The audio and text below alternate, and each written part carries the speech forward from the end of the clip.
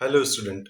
आज हम शुरू करेंगे सोशल स्टडीज क्लास 6 का chapter number 5, India that is Bharat. इसमें आप देखेंगे सबसे पहले एक कोट लिखा हुआ है जिसको सर अरबिंदो ने कहा था। सर अरबिंदो ने क्या कहा था कि in India at a very early time the spiritual and cultural unity was made complete and become the very stir of the life of all this great surge of humanity between the Himalayas and the two seas। इसका मतलब ये है कि भारत में बहुत पहले से ही आध्यात्मिक और सांस्कृतिक, स्पिरिचुअल का मतलब होता है आध्यात्मिक और कल्चरल का मतलब होता है सांस्कृतिक एकता पूरी हो गई थी। और हिमालय साथ ही साथ दो समुद्र के बीच में फैली हुई जो विशाल मानव सभ्यता या मानव धारा है वो जीवन का मुख्य आधार बन गई थी। यानी कि लाइफ का, ह्यूमन लाइफ का मुख्य आधार क्या है? जो समुद्रों के बीच में फैली हुई विशाल आबादी, जनसंख्या या मानवता है। ठीक है, तो स्टूडेंट इस चैप्टर में हम सीखेंगे कि इंडिया को भारत क्यों कहा जाता है, को वो कौन लोग थे जिन्होंने इंडिया को कई नामों से पुकारा। ठीक है, तो इस चैप्टर में आपको देखने को मिलेगा बे ऑफ बंगाल, अरेबियन सी। अगर आप भारत का नक्शा देखें, हिमालयाज कहाँ है, हिंदू कुश कहाँ है, तो इन सब की जो लोकेशंस हैं वो भी इस इमेज में दिए गए हैं। तो आइए स्टूडेंट अब देखते हैं कि today the India we know is a modern nation. जैसा कि आज हम जानते हैं कि भारत एक मॉडर्न नेशन है। आज के टाइम में भारत एक मॉडर्नाइज नेशन हो चुका है। लेकिन इसके साथ ही इसकी पॉपुलेशन के बारे में हम देखेंगे जो कितनी पुरानी हो सकती है। इट माइट बी पॉसिबल कि it was very different 500 years ago, 500 साल पहले, या 2000 साल पहले, या 5000 साल पहले। यानी कि भारत में मानव सभ्यता कितनी पुरानी है। This region of the world which we often call the Indian subcontinent, यानी कि भारत को पहले क्या कहा जाता था? इंडियन सब continent, has had many different names. Bharat के कई सारे नाम हैं। इन सारे नामों के बारे में यहाँ पर हम डिस्कस करेंगे। So in the course of history India has been called by many names. अगर हम इतिहास की बात करें तो भारत को कई नामों से जाना जाता है। इंडियन सब कॉन्टिनेंट का मतलब है भारतीय उपमहाद्वीप। अब यहाँ पर आप एक वर्ड देखेंगे, इनहेबिटेंट्स। इनहेबिटेंट्स का मतलब क्या होता है ये यहाँ समझ लीजिए। इनहेबिटेंट्स की ये डेफिनेशन भी दी गई है, people who live in a particular place, यानी कि एक ऐसी जगह जहां पर लोग रहते हो उसको इनहेबिटेंट कहा जाता है। तो how Indian names named India, Bharat का नाम भारत कैसे पड़ा, इस चीज को हम थोड़ा सा देख लेते हैं। Okay, so the Rigveda, Bharat का सबसे प्राचीन वेद कौन सा है? ऋग्वेद सबसे प्राचीन वेद है, ऋग्वेद, जिसके बारे में हम चैप्टर नंबर 7 में पढ़ेंगे, जो हजारों साल पहले लिखा गया था भारत के इंडियन सब कॉन्टिनेंट में। इसमें कुछ वर्ड दिए गए हैं, जैसे एक वर्ड है सप्त सिंधवा। इसका मतलब है land of the seven river, यानी कि 7 नदियों की भूमि। यहाँ पर सिंधवा का जो मतलब है वो सिंधु है। सिंधु अगर आपने पढ़ा हो इंडस वैली सिविलाइजेशन, सिंधु मतलब होता है इंडस, यानी कि सिंधु नदी, इसके बारे में बताया गया है। साथ ही साथ अगर आप समय को देखेंगे या इतिहास के बारे में बात करेंगे तो भारत की कई प्राचीन किताबें हैं जिनमें भारत का नाम कैसे पड़ा और किन किन जगहों के नाम इन किताबों में दिए गए हैं ये बताया गया है। जैसे अगर हम लिटरेचर की बात करें तो महाभारत इंडिया का मोस्ट फेमस टेक्स्ट है, बहुत सैक्रेड यानी कि पवित्र किताब है महाभारत, जिसमें हमारा कल्चरल हेरिटेज और नॉलेज दी गई है। तो इसमें जो नाम दिए गए हैं वो किन किन जगह को हैं, जैसे कि Kashmira. So it might be possible कि इसको कश्मीर कहा गया। कुरुक्षेत्र जो हरियाणा के पास है, बंगाल का एक पार्ट। प्रगज्योतिषा, इसका मतलब होता है जो आज का असम है, जिसको हम आज असम कहते हैं, हमारे देश का एक हिस्सा है, उसको प्रगज्योतिषा कहा गया। कच्छा टुडेज कच्छ, ये कहाँ पर है? गुजरात में।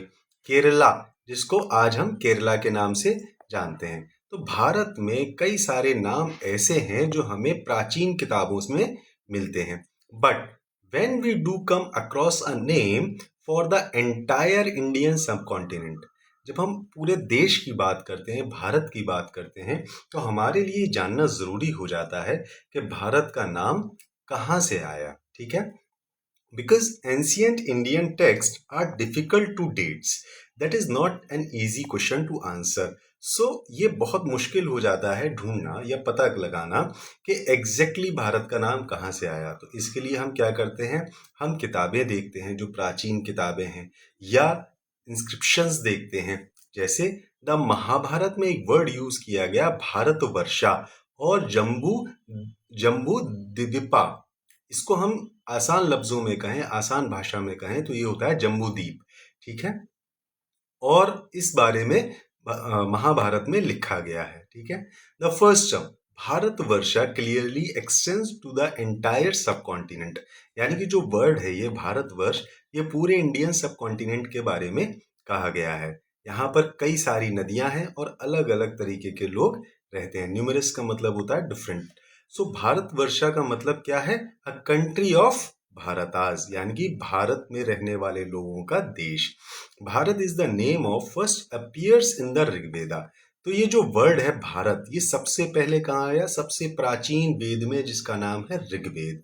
ठीक है, सो इन लिटरेचर, अगर हम साहित्य की बात करें तो भारत जो शब्द है ये हमारे साहित्यिक किताबों में और पवित्र किताबों में लिखा हुआ है।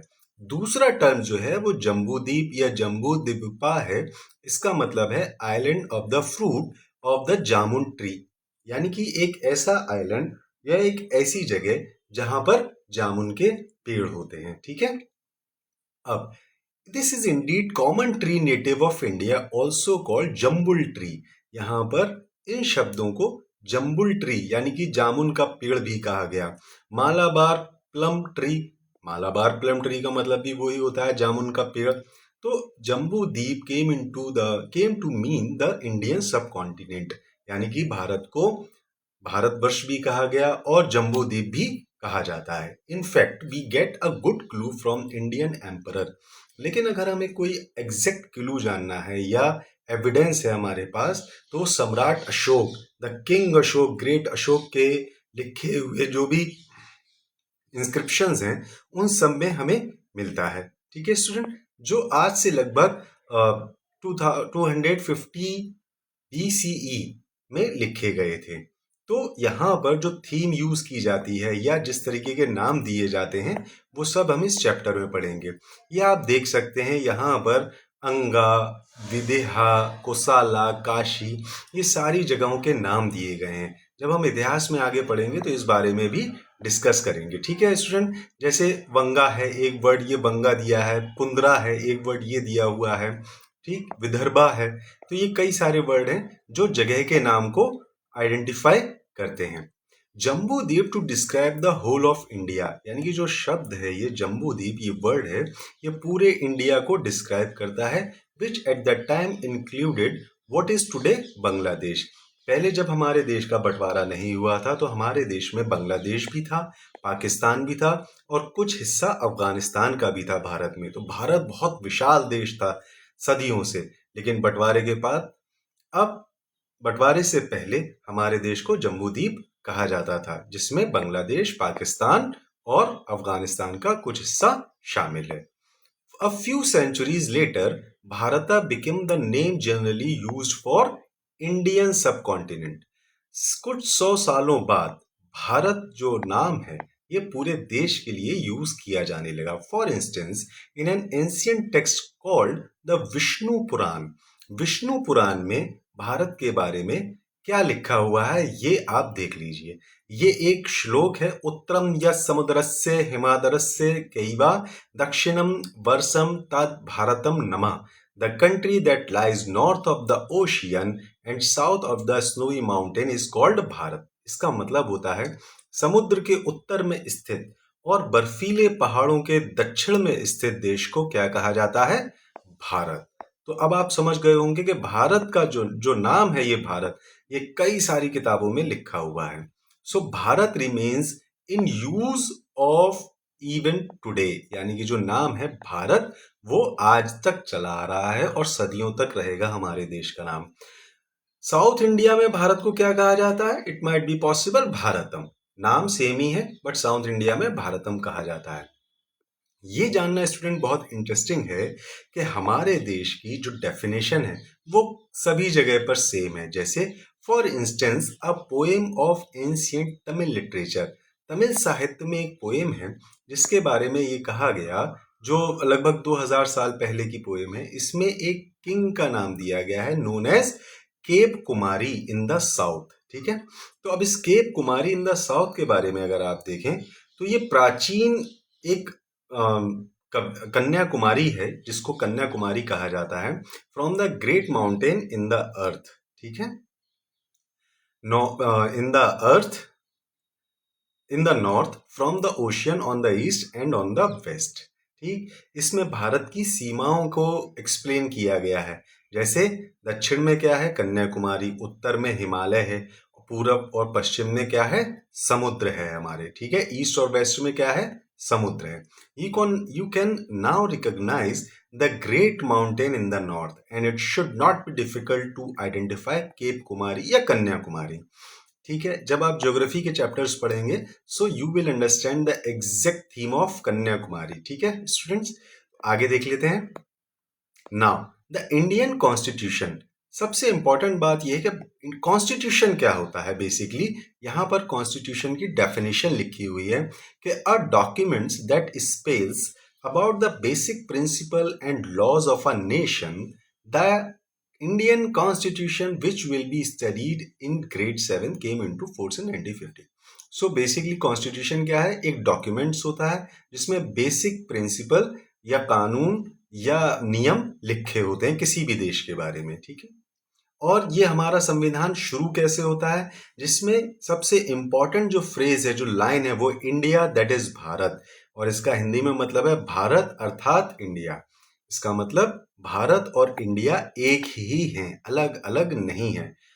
अब जब हमारे पास हमारे देश के इतने सारे नाम हैं, और जैसा कि आप जानते हैं कि हमारे देश में कई विदेशी भी आए थे, उन्होंने भी भारत को कुछ नामों से पुकारा। आइए देखते हैं कि हाउ फॉरेनर्स नेम्ड इंडिया। विदेशियों ने, जब फॉरेनर्स हमारे देश में आए, चाहे वो ट्रेड करने के लिए आए हों या किसी ने अटैक किया हो, इन्होंने भारत को अलग अलग नामों से पुकारा। तो the first foreigner to mention India were the Persians. जो फर्स्ट पहले विदेशी थे, फॉरेनर्स थे, वो कौन थे? पर्शियन। और पर्शियंस कहाँ के रहने वाले हैं? ईरान के रहने वाले हैं।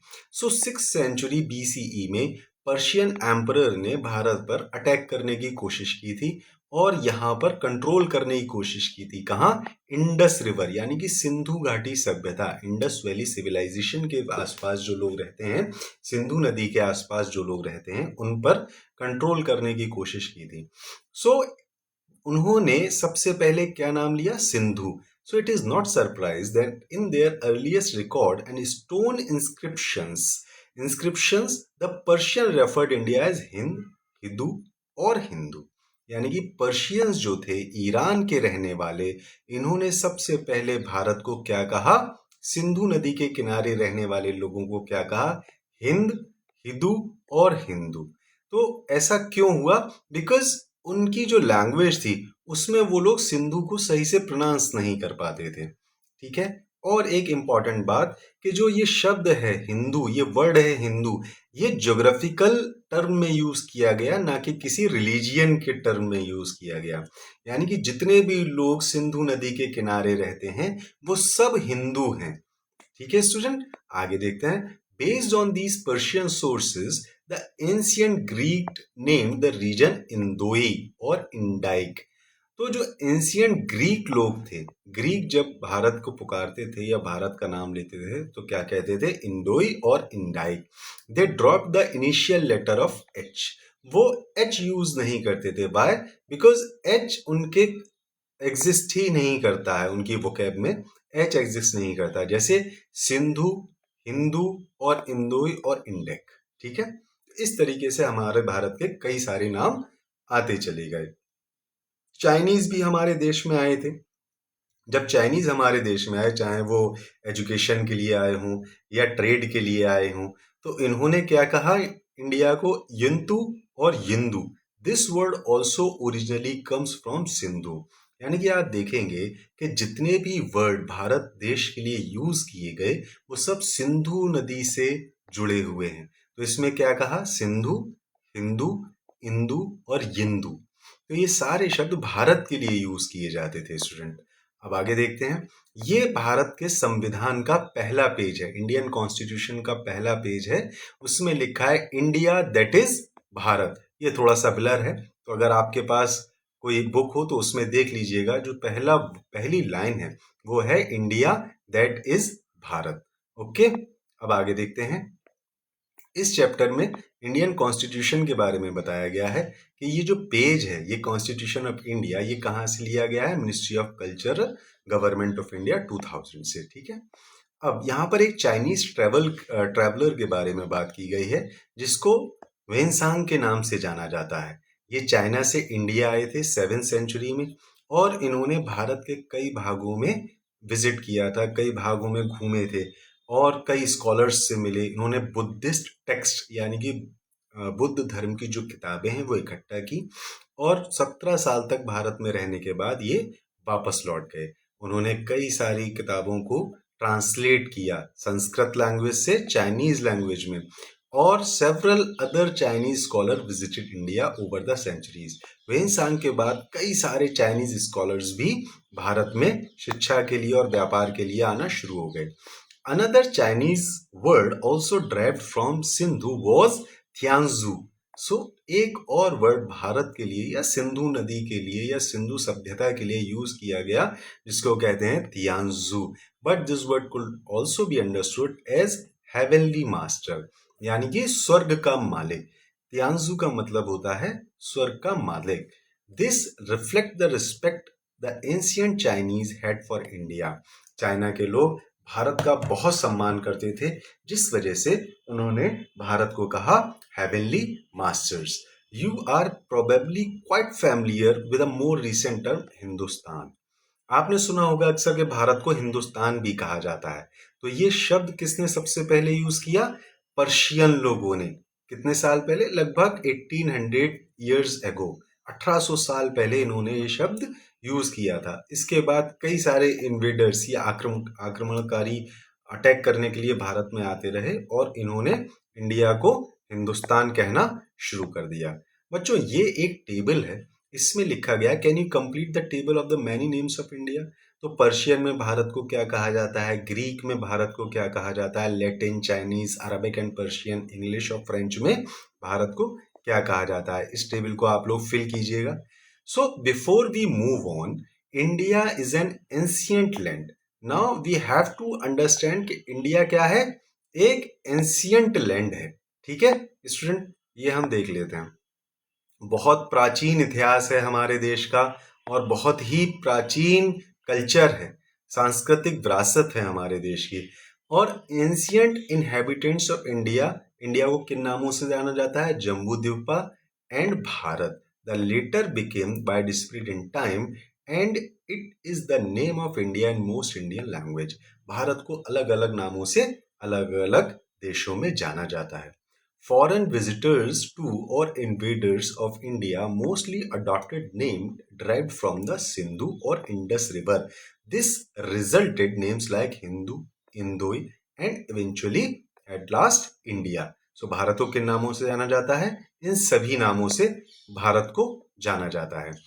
अब ये आपके जो क्वेश्चंस, एक्टिविटीज एंड प्रोजेक्ट्स लिखे हैं ये आपको चैनल पर मिल जाएंगे। आप इस चैनल को सब्सक्राइब कीजिएगा। हमारा जो नेक्स्ट चैप्टर है वो शुरू होगा the beginnings of Indian civilisation. तो आज के लिए थैंक यू स्टूडेंट।